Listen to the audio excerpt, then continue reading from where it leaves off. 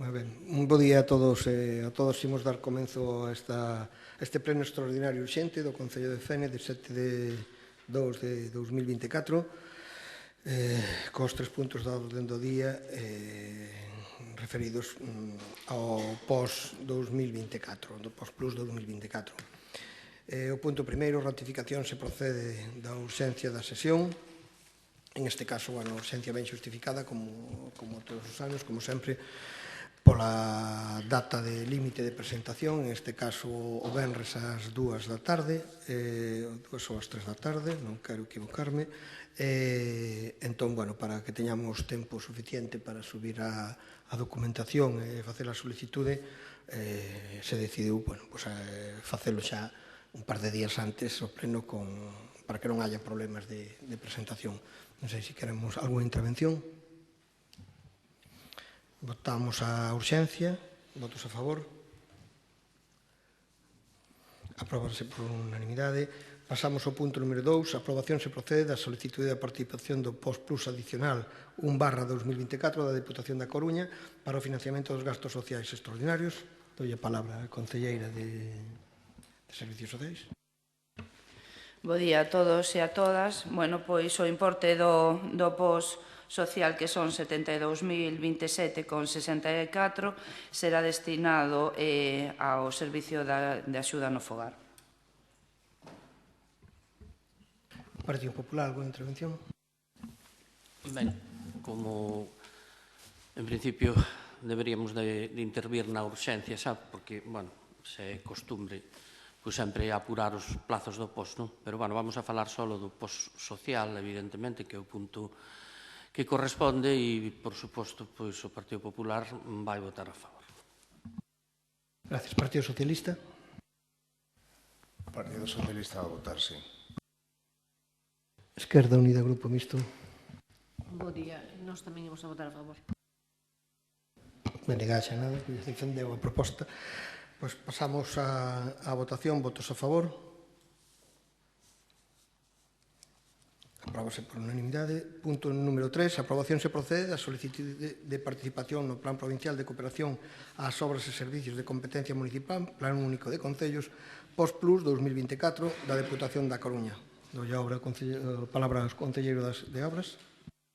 Bo día. Logo, xa foi explicado na comisión, logo das aportacións de todos os grupos e das explicacións que se deron antes e na propia comisión dos diferentes proxectos que se podían traer, non? O POS supón 447.600 euros, o POS para obras e servizos, a maiores temos os 72.000 estes do POS social. Estes 447.000 euros están divididos en dúas anualidades. A chega do 2023, do orzamento 2023 da Deputación, que son 195.503,95 euros, teñen que estar obligatoriamente destinados a obras. Entón, aí é onde se presenta o proxecto de mellora da rede de pluviais e pavimento en Bullos, que é unha obra necesaria e moi demandada e que todos estábamos de acordo con ela, un orzamento de 229.173,56, a aportación municipal é de 33.669,97, e logo hai 252.096,73 euros da chega 24 que se poden,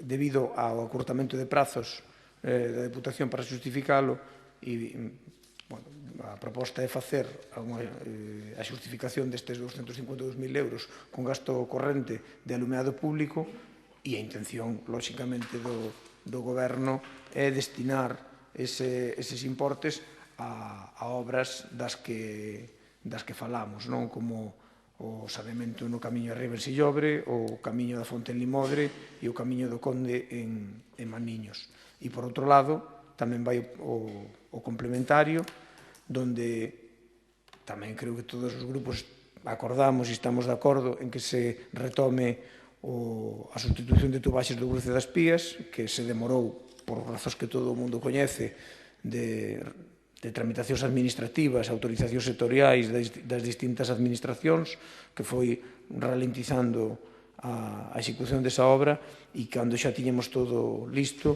pois os prazos estaban xa prácticamente esgotados e o proxecto xa necesitaba unha revisión de prezos, entón se implementa de novo aquí para este post-complementario, donde se fan obras, se propoñen obras por en torno a 350.000 euros, onde esta soa xa son 207.848, o aglomerado Río Sandeu 89.933,36 e o aglomerado en Cadavás 52.305,28. Da relación de obras que hai e proxectos que siguen entrando, pois de aquí a que se aprobe o complementario na Deputación e nos manden ratificar, pois poderemos tamén facer unha segunda valoración se interesa máis priorizar estas obras ou outras, tamén en función dos tempos, do momento e dos importes que teñamos nese